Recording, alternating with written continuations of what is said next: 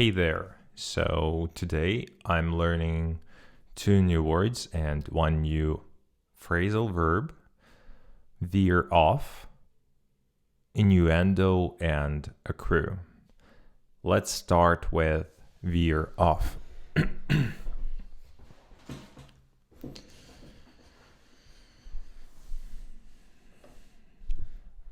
This word is prepared using the old ChatGPT prompt, so it's in a little bit of old format. The phrase veer off means to change direction suddenly or to deviate from a previously set course or topic. It implies a sharp or unexpected turn from a predetermined path or plan. And here is this picture that ChatGPT DALL-E actually thought that depicts this phrasal verb, veer off. So there is this huge, scary duck, and a lot of people that are, for some reason, going in his or its direction. Laptops and some other monitors, not laptops, and some other things are here too. And some of those are freaking out. The image is quite colorful, and I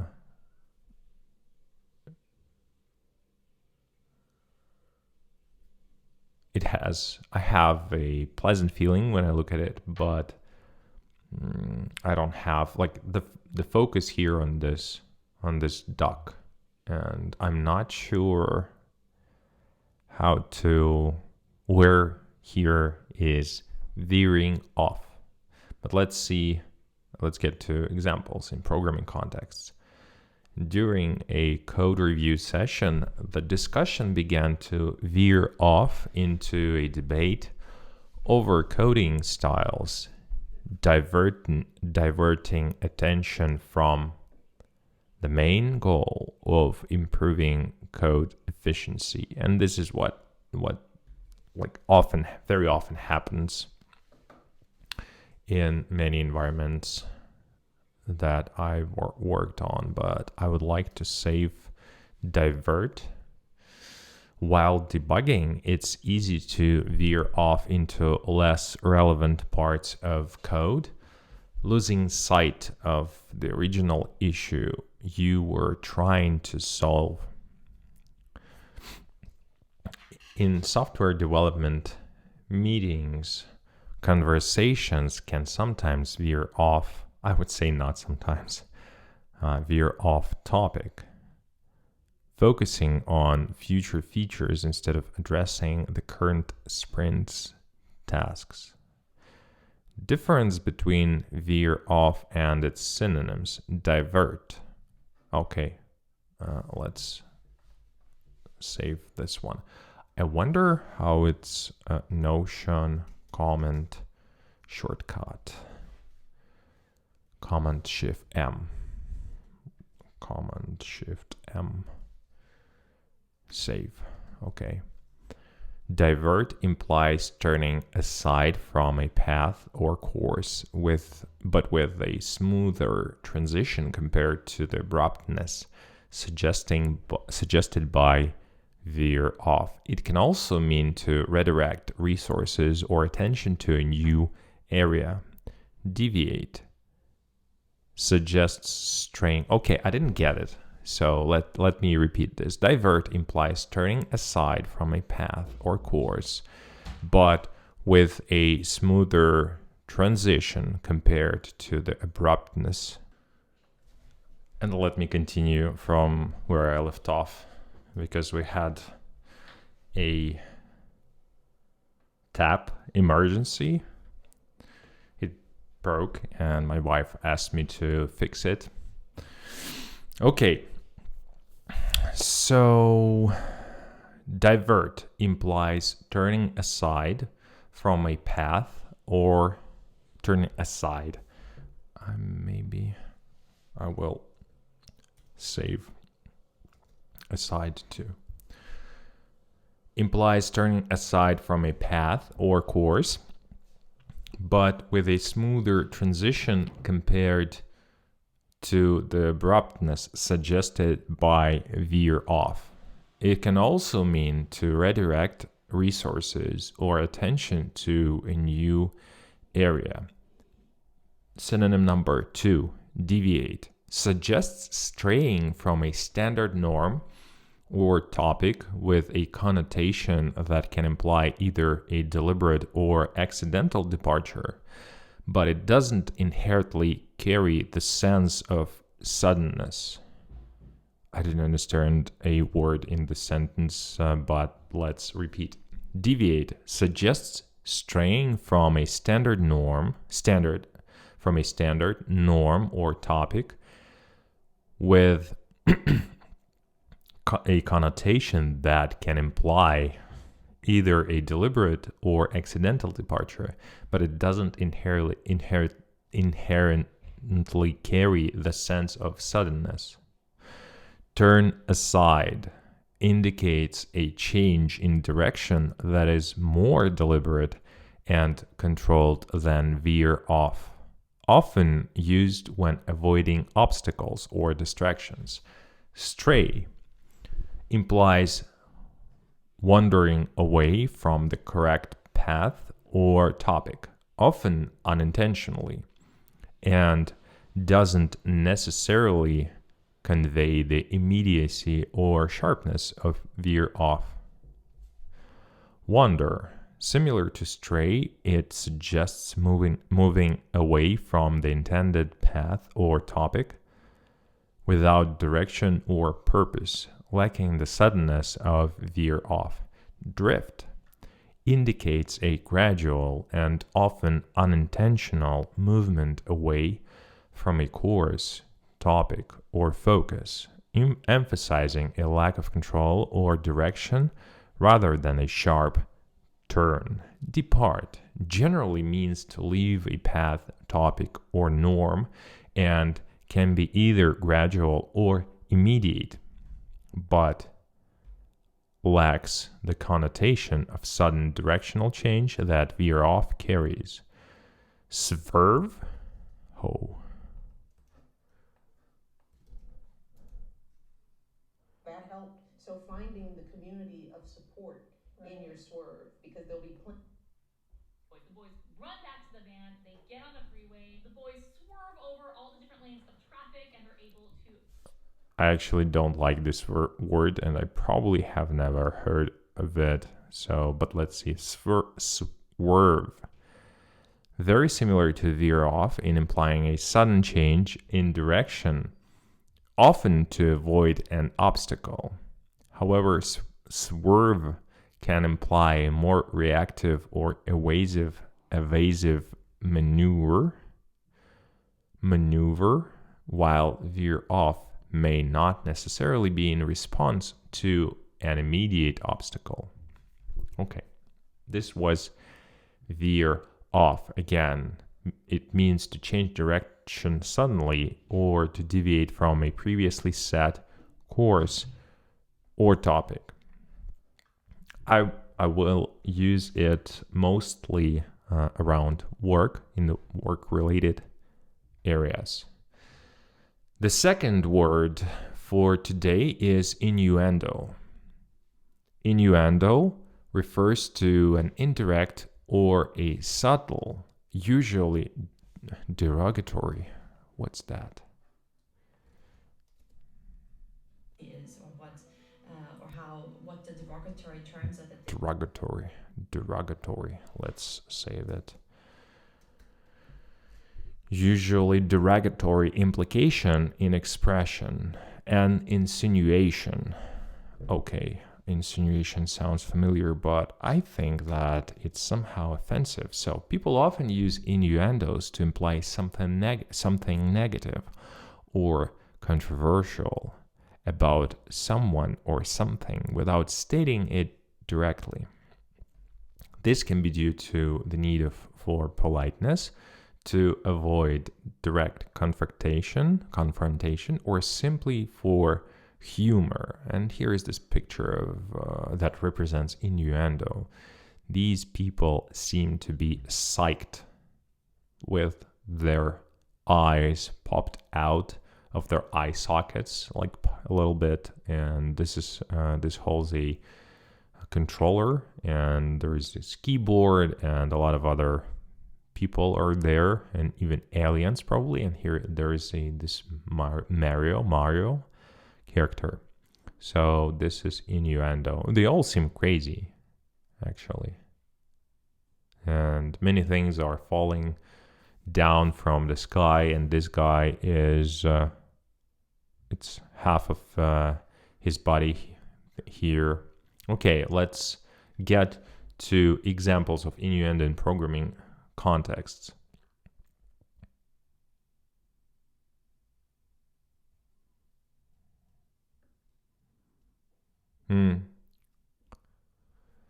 Again, this is bad. Okay, let me generate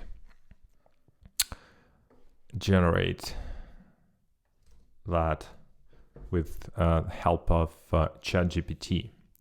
So we have this picture and the examples that ChatGPT provided, they don't actually include the word itself. So there is no practical usefulness for me here. Okay, for now, let's get to accrue. The term accrue refers to the accumulation or increase of something over time, especially as a benefit or advantage. It suggests a gradual growth or addition that accumulates as a result of a process or over a period. Okay, and this picture is quite funny. So there's this gold vomiting and this tiny guard that greets this gold vomit, and there are some buildings and a lot of golden coins are falling from the sky, and there is this crystal that levitates towards the sun, but the sky actually it seems like it's night. Yeah, and this guy, he doesn't look happy. He doesn't look like he's okay. He's not okay, I think. I would not be okay if I vomited with gold, but sometimes, well, it would be more helpful or useful to have the vomit which is gold and not some leftovers from the food. Okay, let's get to examples in programming contexts. As the software project progressed, the technical debt began to accrue due to the team's decision to prioritize speed over code quality. I think this is a good usage of the word. So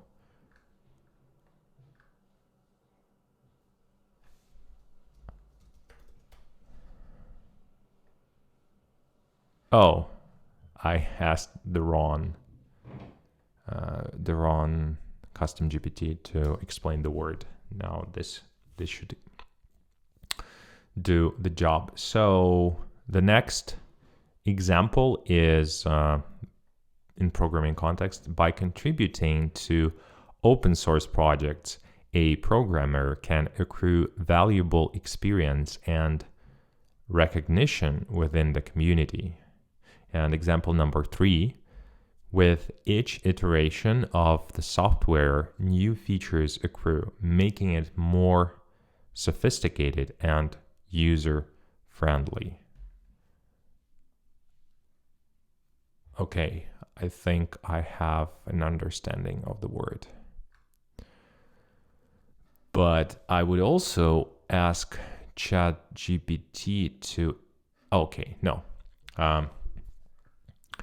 Difference between accrue and its synonyms: accumulate, to gather or pile up something over time. Difference: accumulate has a broader usage and can refer to both intentional and unintentional gathering, while accrue often implies a natural or expected increase over time, usually with a positive connotation.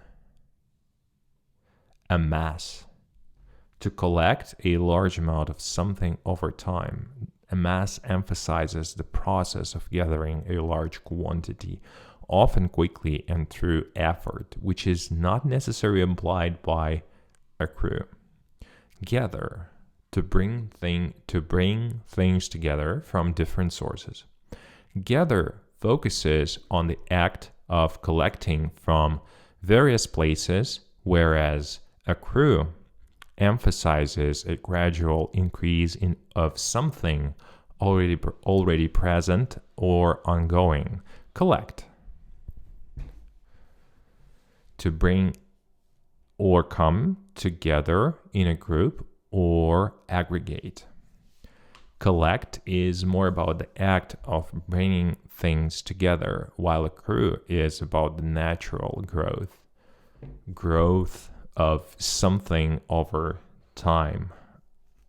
Oh, okay, so it's more passive, I guess. Accrue, is more passive. Compile: to assemble information or data from various sources. Compile suggests an active process of assembling, often for a specific purpose, which is more deliberate than the passive increase suggested by accrue. Okay. Aggregate: to form or group into a class or cluster. Aggregate implies combining elements into a whole, while accrue implies a growth or increase in quality or amount over time without necessarily combining elements. Okay, build up: to increase or strengthen by degrees. I like build up. Save: build up implies a deliberate effort to increase or strengthen something, whereas accrue can happen without deliberate action. Pile up: to accumulate a large number of things. Pile up suggests an accumulation that may become problematic or unmanageable, unlike accrue, which often has a positive or neutral connotation. Well, it's interesting because the example here was about technical debt begin to accrue and not pile up. But, well, okay. Now let's get back to innuendo. So,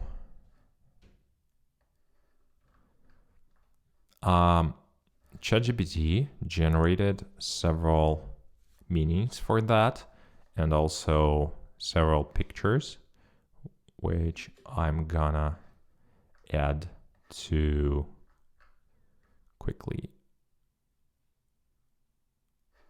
Oh, it's more than 5.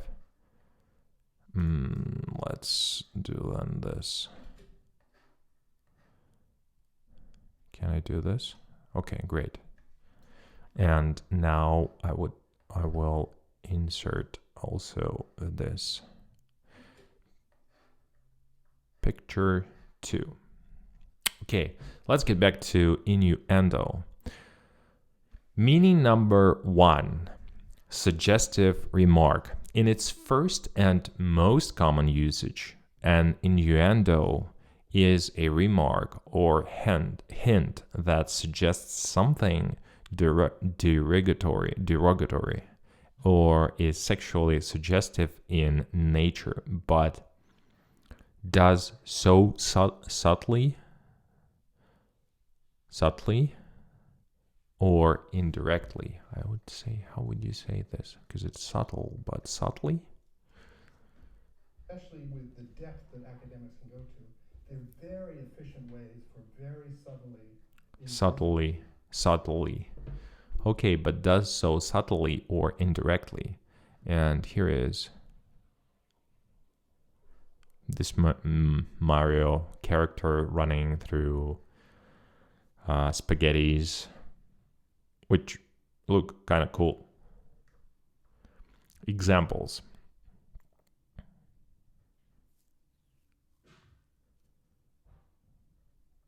Referring to a piece of code as spaghetti code indirectly suggests that it's tangled and difficult to understand, much like a messy plate of spaghetti. This is a form of innuendo where the criticism is veiled. Regular life, saying he's really good at keeping secrets, especially his own,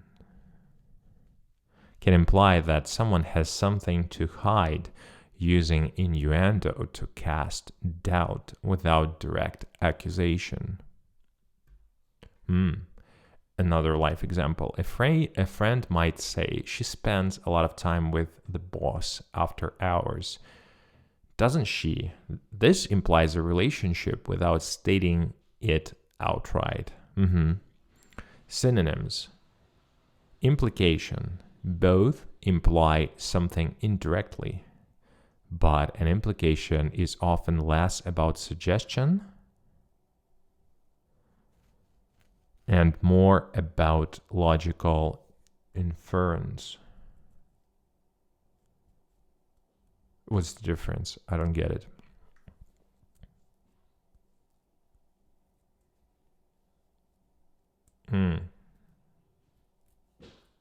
Okay. Insinuation, very similar to innuendo, but insinuation is often used in a slightly more negative context, implying wrongdoing or something undesirable more directly. 2. Legal term. In a legal context, innuendo refers to a statement that defames or harms someone's reputation indirectly. Indirectly or indirectly? Giving away a lot of money to rich corporations, directly and indirectly. Directly. Okay, it's not directly. Directly.